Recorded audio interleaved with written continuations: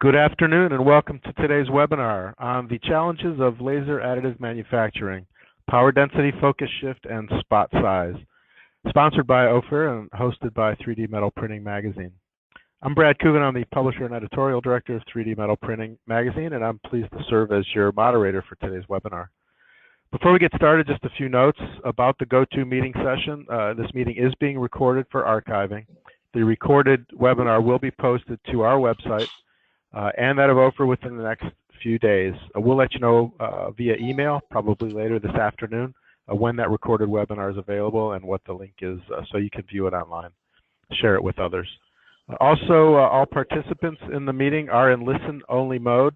That means that the speaker and other listeners cannot hear any audio from your site during the program. However, you do have the ability to communicate with us throughout the program by submitting your questions and comments using the question box, which is located on the right-hand control panel on your GoToMeeting screen. Simply type your question to an organizer as selected from the drop-down menu. You'll also use that same question panel to ask questions of our speaker at the end of the presentation.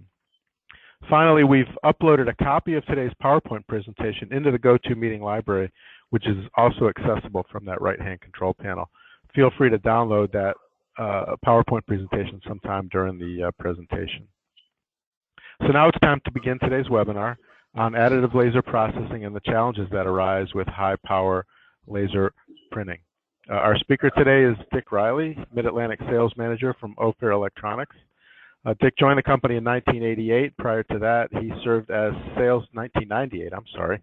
Prior to that, he served as sales manager for Vanzetti Systems, a manufacturer of PCB laser inspection systems for the military. He also served as marketing manager for Belden Corporation, a manufacturer of electronic wire and cable. Rieley is the author of dozens of articles on laser measurement and applications. He holds a BA from Miami University. Please welcome Dick Rieley. Thank you, Brad. Appreciate the introduction. Welcome all to this webinar. We appreciate your attendance and look forward to giving you some ideas about laser measurement for as a part of being critical to the successful additive manufacturing processes. Additive manufacturing is becoming a very recognized process in all types of manufacturing products, and one that we have a little bit of insight into. We'd like to share that with you today. If you look at what we'd like to get accomplished, here's what we're trying to do with our session over the next several minutes. Chances are, we're trying to find out if you're involved in additive manufacturing, what is critical and what we have found from our experiences that may be appropriate for that. You may be someone who is using lasers of any type, not just additive manufacturing, but laser welding, laser cutting, other types of processes. Many times the measurement or requirements are very similar. Or maybe you just want to better understand the performance of your laser and how to do it now versus how you can improve upon that to make a better product. Unfortunately, many times with the use of laser technologies, the process requires making a certain amount of product, destroying that product to analyze the various weld or the process of the laser itself to determine if it's getting the right amount of heat, the right amount of power density, the right amount of energy at that location, which is a timely cost process that you really want to try to avoid. And there are ways to do that. Other reasons possibly could be you've literally had problems with lasers.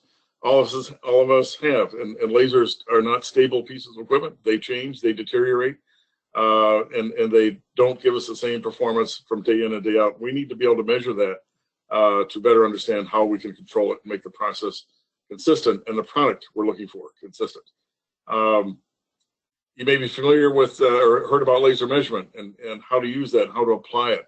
There's a variety of techniques and technologies out there that we'll discuss in our presentation today. Or perhaps you've spent time in applications and just troubleshooting to figure out what's wrong with your laser. Why isn't it working the way the manufacturer says it should? And just trying to understand how can you make that consistent from process to process. Or if you have multiple lasers, how do we make each laser a clone of the one next to it? Some of the best practices we'll discuss today include the challenges that come with additive laser processing. What challenges come with high power laser processing specifically? Additive manufacturing, as all of you are getting involved in or looking at, is taking over the manufacturing world because of a variety of values and benefits it offers over traditional manufacturing techniques. We'll also discuss laser parameters that are important to using this technology and why these measurements are important. Another aspect will be the laser measurement techniques, some that are hung over from years past and some that we're trying to develop today, and the differences between these. Another aspect of the laser source parameters we want to talk about and how these parameters are best defined, which ones we should measure, how often, why, how frequently. And the main objective gets around is why is all of this important to the additive manufacturing process, and give you a better understanding and awareness of these types of measurements, how frequently they should be taken, and what types of measurements are most meaningful in your operation. In the additive manufacturing world, a bit of the future, just to give you an idea to sort of establish a understanding of where we're coming from. Rapid prototyping, is a digital design. We can make complete parts. Little assembly is needed following the manufacturing of those devices. Manufacturing actually shortens the lead time for these processes to be completed. There's reduced scrap and reduced waste. If you think about what we call basically subtractive manufacturing, where in years past you take a block of material or steel and machine it out through a big CNC machine or a lathe or whatever. We basically take that and we cut all of it away, and we end up with a piece of material that meets the product design. Additive manufacturing is just the opposite. Several material choices, including polymers for metals to work with, and it's easily can be customizable from medical, dental, and aerospace, consumer products. They're even today, I've seen applications that 5 years ago would not have been considered for additive manufacturing applications that are very suitable today, either due to the ease with which the product can be made, the cost, the savings that is brought to the process, or the fact that getting into some of the older technologies just isn't cost effective. So it's less and less expensive to take this idea. That's where we're going with this. Another idea, when you look at various techniques and technologies, a lot of this started in the aerospace industries, where various parts and pieces could be made using powdered metals. A lot of it initially developed through the technique of major aerospace companies that could make these processes, these designs faster, cheaper, easier, without getting into the cost of great big milling machines to get there. If you go further into the dental industry, many of the facilities all of us attend for having dental work done can now build and make teeth, other types of structures for the dental industry on site through additive manufacturing, which is a phenomenal achievement compared to having these devices made and delivered a week or two later, and now literally are done on site at the doctor's office. Even to the point where large components, even in this entire automobile was made on an additive manufacturing machine. Very large one, I would say, but there seems to be no limitation to the complexity, the size, the shape of devices that additive manufacturing can be applied to. Some of the processes that we see getting involved in this, direct metal deposition. This is a particular device. I'll show you a picture of it in a moment, which is very effective. There seems to be a limited amount of scrap. It tends to be limited to or exclusive to high energy kinds of application, kilowatt applications, it seems like. There's others, selective laser melting. This is one where it's more of a powder bed application, and I'll show you pictures of this as well, where the product is actually, there's a layer of specific kind of powdered metal deposited on top of a pattern. The laser comes along and melts that into the pattern, and then build up in layers of fractions of millimeters at a time. 3D printing is another one, obviously, which we've seen even to the point where 3D printers are on the International Space Station, generally using a polymer type material, and fused deposition, same idea, non-laser. That's a non-laser process. It's more of a heating process. So there's a variety of approaches that we're beginning to see all tied in under the umbrella of additive manufacturing that we need to try to understand, and how can we measure them. All of these have the same problem. How do we measure them? How do we control the laser? And how do we produce a product that gives us the quality and the uniformity that we're looking for? So we're not trying to tie ourselves exclusively to one particular technique, because they all possess the same challenges of producing the same product over and over again in a reliable manner. So this is really a powder deposition picture. The powder is actually deposited. You can see those coming out of the nozzles and the lasers in the center. And as the material is being deposited, the laser actually melts and builds up the device accordingly. This appears to be a circular type of device. We were working with a group that actually had it was a 4-ton shaft, usually used in a locomotive, and where the pistons were actually mounted to the main shaft. They would wear down, and this main shaft would ultimately, in past years, have to be destroyed. Could not be used again.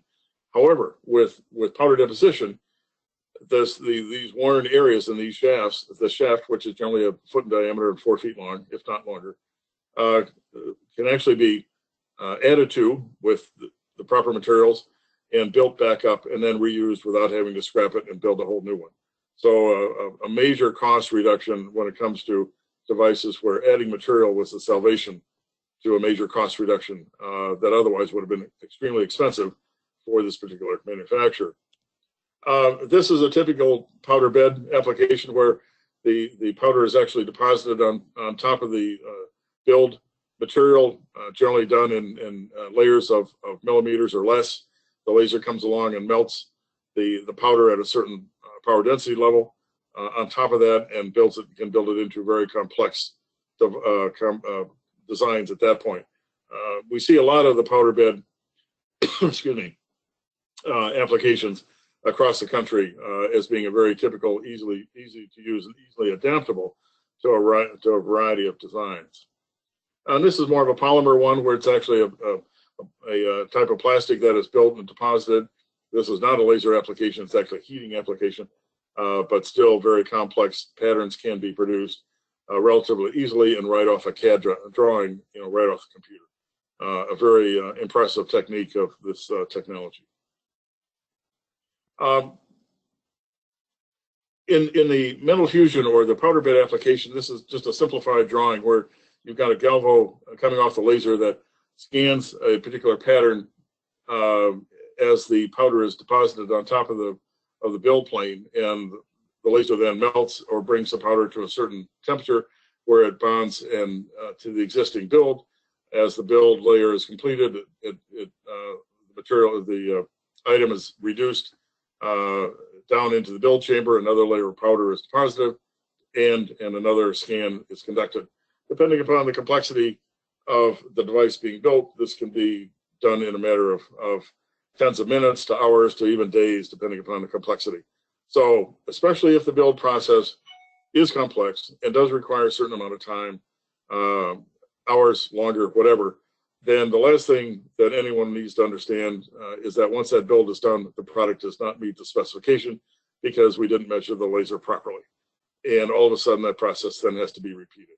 So not understanding how to control and manage and measure the laser in these applications is very critical. Otherwise, this becomes a very costly and probably not effective way to make product. Power density. Power density is the key to this whole process of additive manufacturing. And power density is how we measure the laser that is being applied to the material at the point of focus. Expressed in watts per centimeter squared. Watts is the output power of the laser at the build point. And the centimeter squared is the size of the beam at the waist, which is typically at the build point. So what happens to power density when one of these things changes? Because in the powder applications that are offered, depending upon the build requirements of the manufacturer, different power densities are required to raise the powder to certain levels, so it properly melts, so it properly bonds, the proper molecular structure is achieved.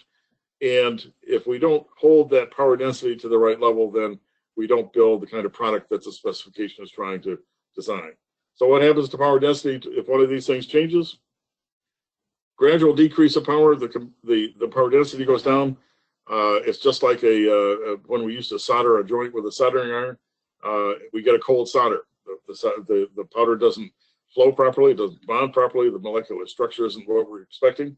If the spot size or location of the focal point changes due to thermal drift, we'll talk about that in a minute, as well, that again, we're not going to provide the right amount of power density at the location in the build process will not be achieved to the specification. And thermal drift is a key issue to additive manufacturing that I think many organizations are beginning to learn about and realize that they need to take this into consideration, because it does change the point where the focal spot exists and typically will produce unacceptable results, if not anticipated and treated in advance. So challenges rather, working with high power lasers. Over the years, we've gone from single watt lasers to hundreds of watts to kilowatts, and certainly with some of the fiber lasers, we've been able to decrease the cost of these ownerships. A lot of variety of quality organizations are now offering laser systems in this industry. Increased efficiency, decreased maintenance with fiber optics delivery rather than dealing with typical optics or turning mirrors.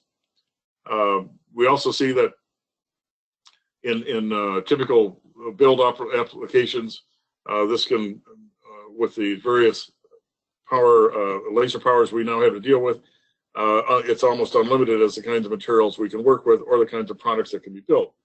Lasers, however, are still a matter of a physical entity, and components degrade over time. They get dirty. Catastrophic failures occur. They're not stable. They have to be measured. They've got to be maintained. And if we don't do that on a regular basis, then we're asking for trouble. So being able to monitor the laser, not just through a finished goods type approach, but through quantitative techniques, it becomes mandatory to ensure that we're going to get the results we're looking for. Just as in this build, this is actually a build process where we're building a small rim around a device. Again, getting back to this issue on performance drift, power decreases has typically been the solution, turn the power up. Well, that doesn't happen if your focal shift has caused the focal point not to be in the right location. All you've done is increase the power density at a location that is not where the build is occurring. Drift at the focal spot location, thermal drift, has changed.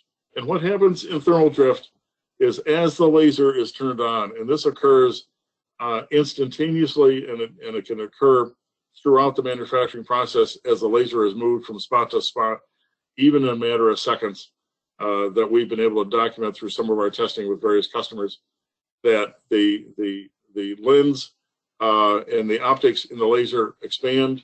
That causes the focal point to move upward toward the final focusing lens, and it changes the point in space in the z-axis as to where the focal point actually should exist. The consequence of that is, as I mentioned before, your focal point is above where it should be. The power density is going to be less than needed, and the treatment of the powder at the proper power density will not be achieved. So focal shift is a key issue, and if not measured and understood, then it cannot be treated accordingly. So time is spent, money is lost, we have to build product to see if it's any good or not. That's what we're trying to avoid. So what laser measurements are helpful, and how do we help solve some of these problems? Output power energy at the work surface. This is critical. If we can't measure the power at the focal point at the work surface, then we really don't know what's going on. Many laser systems, and we've been involved with helping many laser manufacturers build power sensors into their systems where a portion of the power is leaked off the rail or the optics into a power sensor, and that is used to monitor and calibrate it to output power. The problem with an internal power sensor is that it's just that, it's internal. It's not at the work surface, and that's what counts. Spatial profile is another aspect. If we don't know what that beam looks like, its size, its shape, its intensity, which is all separate from the amount of power it's delivering, then again, we're not really sure if we're going to deliver the area to the focal spot that we need. If it's round and this beam is being moved in 360 degrees, that's desirable. If the beam is oval, on the other hand, and we're moving the beam around in 360 degrees, then we're going to get a different performance in X than we are in Y. And we need to understand it so those can be corrected. Typical beam profile, you look at a 2D, laser spot size and the Z location. There are very few systems out there that can give us that kind of information as to what the laser looks like at the focal spot and where it is in the Z-axis. This is a image of actually a pass-through system that I'll present in a few moments, where we actually pass the beam through a detector and we're able to actually find out where the focal spot is, both at startup and after focal shift, and we know what the beam size is before and after, and we know how to compensate for that. So my point being that valid measurements at the build plane are really the only thing that really count. And we need to have the technology to be able to measure at those locations. So you can see that, in a typical laser source, whether it be fibers or diodes or disc laser or CO2, whatever, the beam quality at that point is probably, as good as it's going to get. Then you go through a variety of delivery systems depending upon the type of laser, process fibers, shutters, apertures. There may be some purged gas in there as well that could have some influence upon what that beam shape actually looks like. And then once you get into the laser processing head, you've got another set of variables to deal with. Shaping optics, scanning mirrors, focusing lenses, focusing mirrors, additional other gas involved, protective cover glasses. All of this affects how that beam at the focal point will actually be shaped and determined, and how its process will affect, how it's designed, I should say, will affect the process. So there's a couple of major approaches when you look at measurement of the beam. One is we've got an in-process idea where you're taking continuous measurements and analysis. The problem with a in-process, as I indicated earlier, you're only measuring part of the beam. You're measuring it before it even gets to the work surface. It's taking a sample in a sterile environment inside the laser system, that is, and you're making some judgments off that particular measurement. You will see change. It's typically very repeatable, but it's not at the work surface. This is not uncommon where we're in a system where the monitor is actually inside, built into the optics head, or inside a rail, or inside the fiber system of some nature, where we can actually measure the beam before it gets to the actual focusing point. So it's giving us an idea of what's going on, but it's not the best idea possible. Another approach is using at the process itself. If you look at the complete measurement process, this makes a lot of sense. However, the laser must be taken out of a manufacturing status to be able to do this. You've got to turn the laser, take the laser out of the manufacturing environment at that point. That has consequences to it, in the sense that product cannot be made during these kinds of measurements. This is not unlike a typical example where a power meter and a beam profiling type of setup is arranged at the focal point, which is coming down from the vertical nature to a beam splitter to the camera with a power meter down below. So because this has to be done at focus, the process has to be stopped, and these kinds of measurements taken during that outage. So every approach has its advantages and disadvantages. There's other approaches that do take power measurement. Some of us, apologize for the picture on that. This is the traditional power puck, which is based on temperature, and they're put into the system, powered into the puck for a number of seconds, generally around 10 seconds, and you get a temperature rating that is then calibrated into power. I've seen situations where technicians have actually held this device by the meter itself underneath a kilowatt laser trying to get a measurement. So there are some safety issues and accuracy issues along with this particular approach, but it's been around for years. There's other approaches for determining what a beam looks like. There's acrylic mode burns. Most of the industry, I think, has begun to get away from acrylic mode burns. There's some very difficult gases that are produced by burning acrylics. Even with good vacuum systems in the air, the kind of caustic material that comes off in those gases is something that needs to be determined and really eliminated. You've probably seen this. Burn paper as well is another way to take an idea of what the beam looks like. The problem is that because you're actually burning a material, there's smoke that occurs, and the burn is actually bigger than what the pattern is actually, because it's actually burning the material sideways. And there's also another one called mode plates that are typical for CO2. The key point here is these are typically subjective. It's based on someone's interpretation. They're typically a single data point.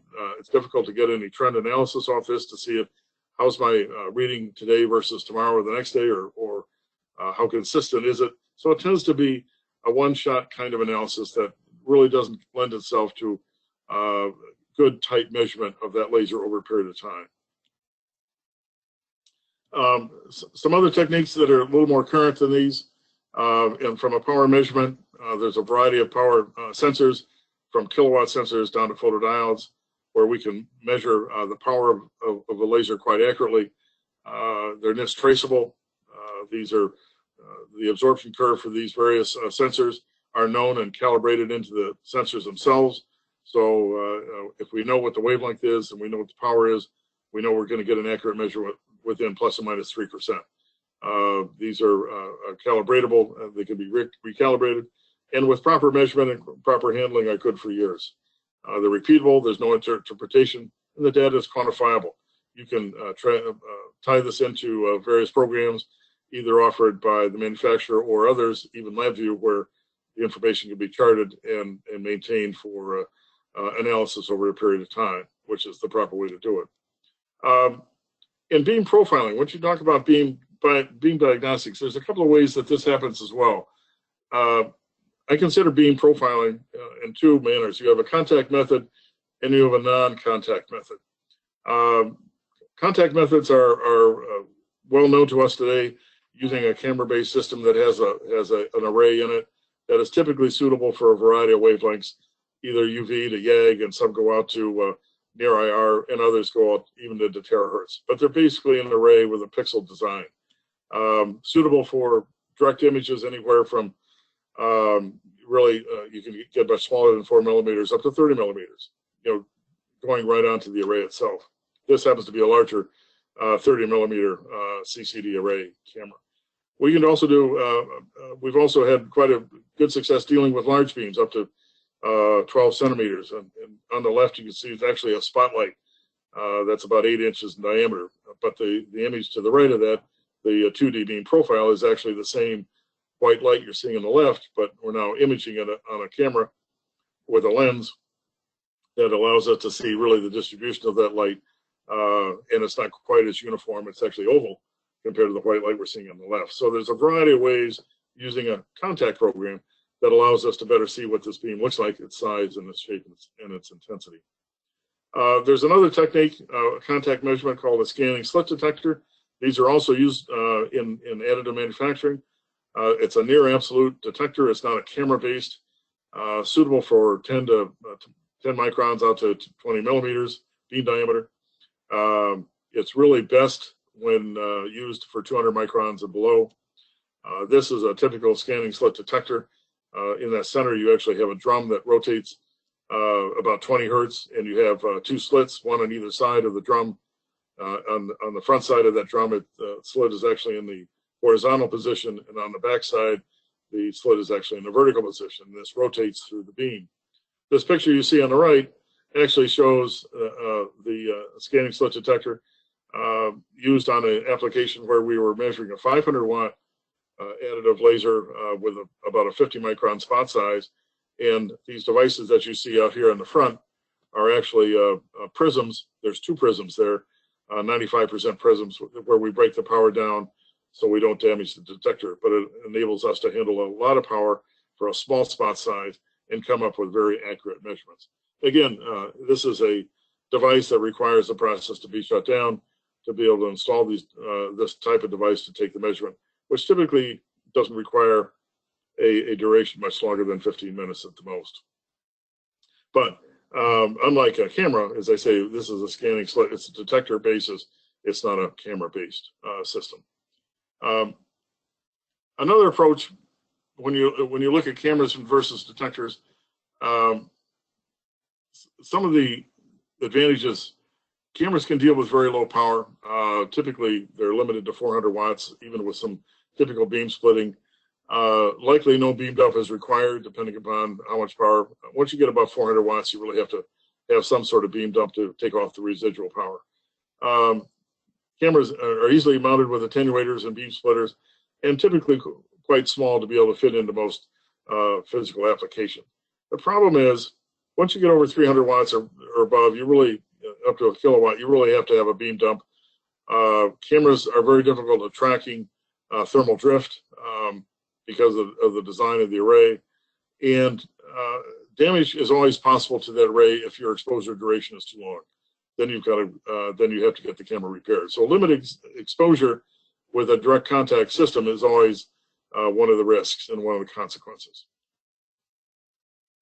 When you look at a non-contact, and that's why I mentioned that cameras and the scanning slit are basically contact measurement devices. There are out there non-contact techniques that have their own set of advantages and some disadvantages as well.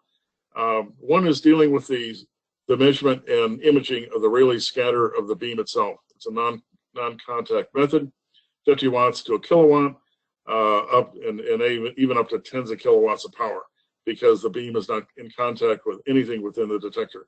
Thermal drift can be detected, can be imaged, can be charted, and the laser can be left on indefinitely as long as there's a appropriate beam dump in the back end of the detector. Focal spot from 40 microns up to 2 millimeters, CW or pulsed, and can be, as I mentioned, up to in a continuous process, continuous operation. One of the consequences, as I indicated, you do have to typically have beam dumps, and it does require the laser system to be shut down to have this installed. The Rieley scatter, as I mentioned, is a non-contact profiler.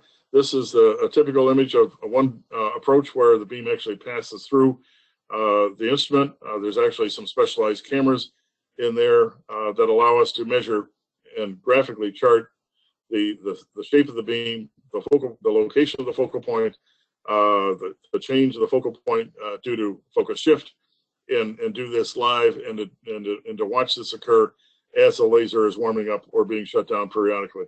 And these are then charted with great accuracy through the software. So typically there's a small amount of inert gas put into the chamber just to keep dust or debris out of the chamber, and that improves the visibility of this kind of information. High power non-contact, typically this is a setup, a typical application where we set it up at a manufacturer on the East Coast. It's a horizontal application. It was a 7 kilowatt laser. The laser actually head is on the far right. The focusing beam is actually focused to the center of the instrument, which is just, you can actually see a red dot on the chamber there, which is the center point of the instrument. And then the beam diverges past focus into the beam dump, which is your water-cooled device on the far left. So, but by being able to do this with a water-cooled beam dump, we can take continuous measurements and do trend analysis to understand when the laser is on and off, what sort of beam focus shift are we experiencing, what is the extent of it, and how do we deal with it in our particular process. This actually was not an additive manufacturing process, it was actually a welding process, but they had the same problems to deal with. There's a new compact version for a non-contact where we can see focal shift easily fits within the build plane of a typical additive manufacturing laser. 50 watts up to 1,000 watts. It's fan cooled. We can handle, this kind of system can handle 40 microns up to 2 millimeters. No beamed up is required. It's actually built into the unit. And exposure time typically is limited to about 2 minutes at a time. This device is about 8 inches square on the side. The actual fan is on the bottom left and bottom right. It actually is a pass-through fan. The focal point actually is focused into that opening you see on the left-hand side, the upper left-hand side of the instrument. And the focal point is then depressed as the unit is located on the build plane, so which is about an inch below that front surface. So what we then see, using that same software we were looking at before with a high-powered one, we're now able to see the focal point, which is the yellow one on the left. You see the image on the graphic on the left-hand side of the beam, and on the right you see a red line. That's actually the change in the location of the current focal point. So we now know that the focus point has changed, or we know what duration that it's occurred. We know what the size and power density of that is. So one of the things and you can see it on the right-hand side as well, depending upon the size and shape of the beam, the shift of the focal point shift is not always the same number on X as is in Y. They'll be close, but not necessarily absolutely the same number. But knowing that, we now can deal with that in our programming. So as the beam changes from location to location, we can ensure that we're at the right focal point and we're bringing the right power density to the laser process. That without this knowledge, it's only a guess as to where the true focal point is. So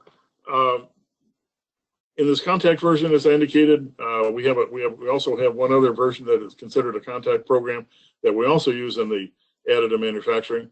We use a CCD profiling camera, 40 microns to 2 millimeters, same idea, 100 watts to 400 watts, fan cooled, exact Z location because of the calibration of the device, and live power density. It's a much larger unit. This is about 9 to 10 inches square.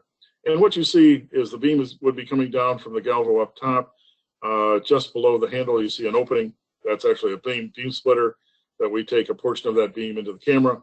The rest of it is put into a beam dump. And what you see on the back side in the far left with the fin tubes is actually a 600 watt power dump, beam dump that we use. So we're measuring power, and we're also dumping the power, residual power into that as well.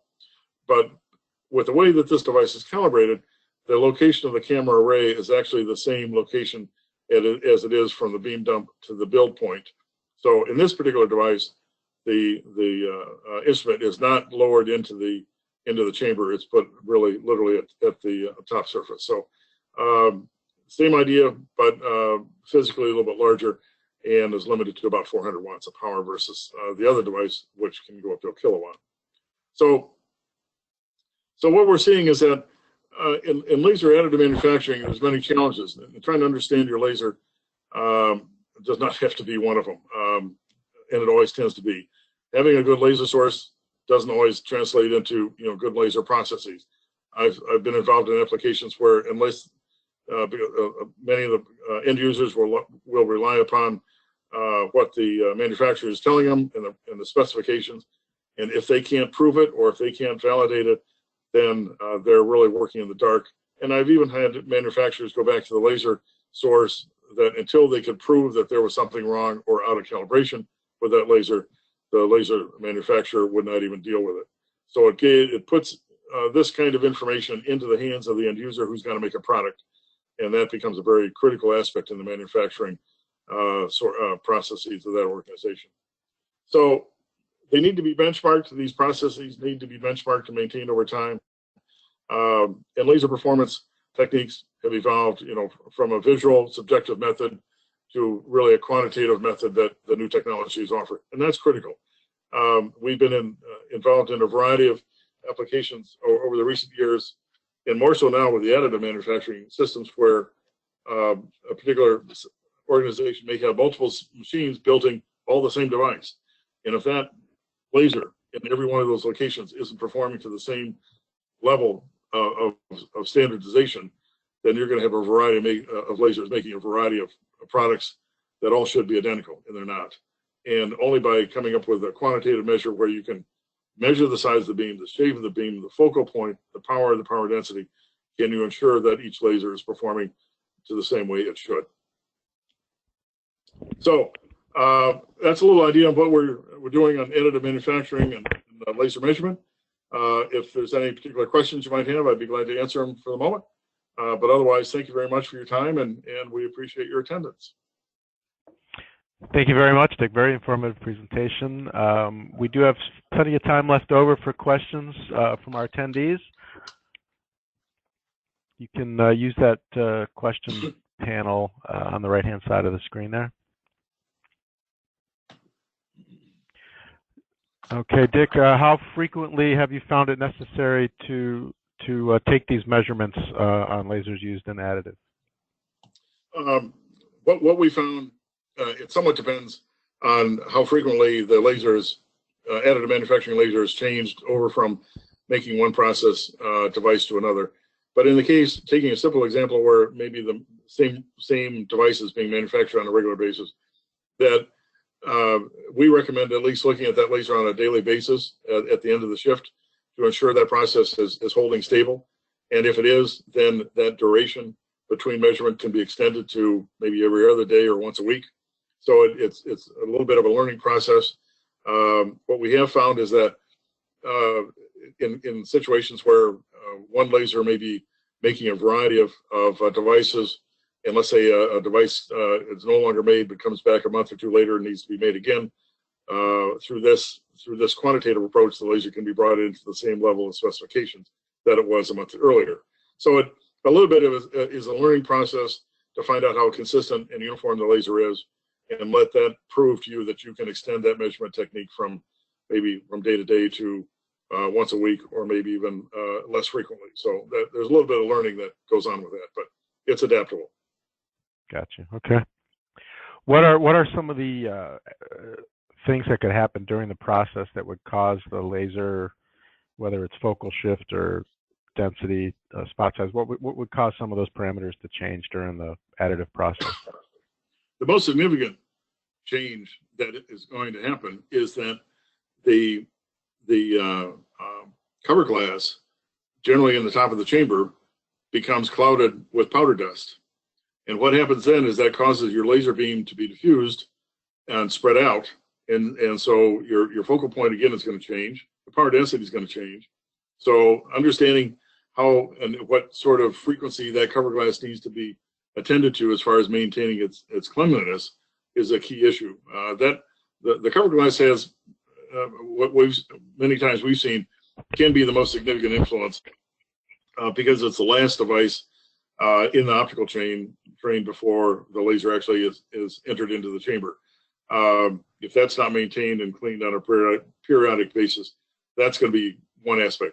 The other side of it is that we do know with fiber lasers that if a fiber is changed out or they need a different kind of fiber for a different kind of process, that if the alignment of that into the various coupling devices is not done properly, and you can see that during the profile, that you'll end up delivering a beam that is not of the quality of the size or shape that you're looking for. So alignment of the fibers is critical and can be done and validated with the beam profiling information.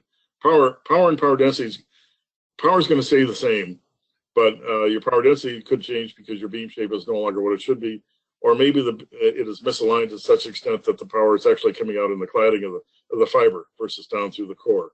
And that'll have catastrophic effects to the kind of laser process additive manufacturing you're trying to complete. So those are probably the two most prevalent: the cover glass and your alignment of your optics or your fibers. Very good.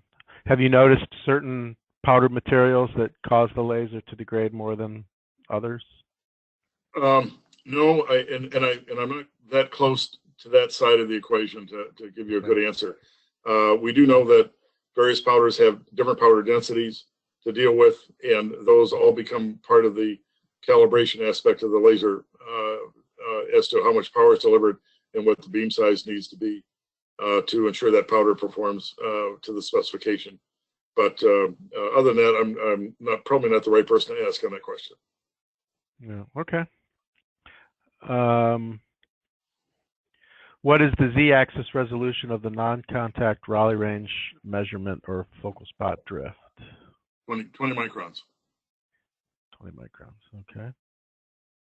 We actually use a laser. Just to explain that, we actually use one of the processes that our company offers is a measurement laser, and even by putting the instrument on a very solid surface like granite or whatever, and having some sort of device to hold it in place, it's very difficult to reduce that less than 20 microns as to what the variance might be.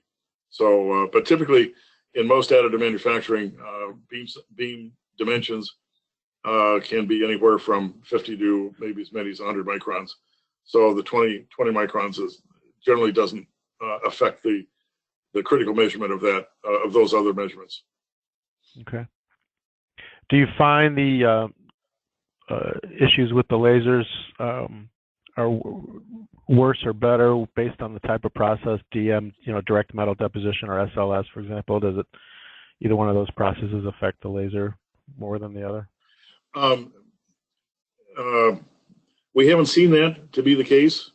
However, the problem with some of the powder deposition systems is that with the design of that technique, the focal point is so close to the nozzle that it's very difficult to get that focal point into some of these systems, and you're limited to either just power measurement, and even then maybe not at the focal point, but after the beam diverges, and then the other side of that, to actually see the focal point, requires doing some sort of destructive testing on material, and then subsequently measuring that material to see if the focal point is where it should be. And it's all due to the fact that the focal point is so close to the nozzle. So that has its own challenges. So most of our experience that we've seen and most of the activity in the marketplace is on powder deposition systems. Mm-hmm. Okay. So this person wants you to name some simulation software, but I guess in general, does the simulation software that's out there do a good job of kind of predicting some of the challenges that you've described here? Well, I can't say I'm an expert on all they're out there, but we have seen some that can be reasonably accurate. Yes. Okay. Okay. We have time for a couple more questions. So if the laser is experiencing focal shift, is the beam getting larger, smaller? What is happening to the beam during that focal shift? The beam is getting larger. What's happening is that your lenses are heating up, even in short durations when you turn the laser on and off with some sort of internal shutter mechanism, whatever. The beam actually is the lenses are heating up, which causes the focal point to enlarge. So your focal point actually moves up in the z-axis toward the focusing lens. And depending upon the kinds of materials being used, that change in the amount of power being implemented will affect the amount of change in the z-axis. But the focal point is moving up toward the source. Okay. And does this occur typically when the laser's first turned on or during process? Every time. Rhyme or reason too? Every time. We did an experiment. We've done it several times where we were taking a variety of measurements at different locations, at different power levels, and we were turning the laser, we were turning the source inside the chamber on, as fast as we could collect information, which was about every 5 seconds, and every one of them demonstrated a focal shift to some extent. And the longer you left it on, the focal shift would get worse. So it's instantaneous, and it's every time it comes on. Very good. Okay. Any final questions for Dick? Otherwise, we'll wrap things up. Okay. Well, thank you once again for attending today's program, and thank you very much to Dick for presenting it for us. We hope all the attendees found it to be very valuable. Again, please remember that an archive of the webinar will be available on our website. We'll send you an email this afternoon or tomorrow morning with a link, so that you can share that webinar with others and review it again for yourself. And there is a handout on the control screen over there. If you didn't download it yet, go ahead and click on that button on the control panel. Go ahead and download the handout. Otherwise, thanks again for attending. Thank you, Dick, and you may close your browsers now. Everybody have a great afternoon. We appreciate it. Thank you very much.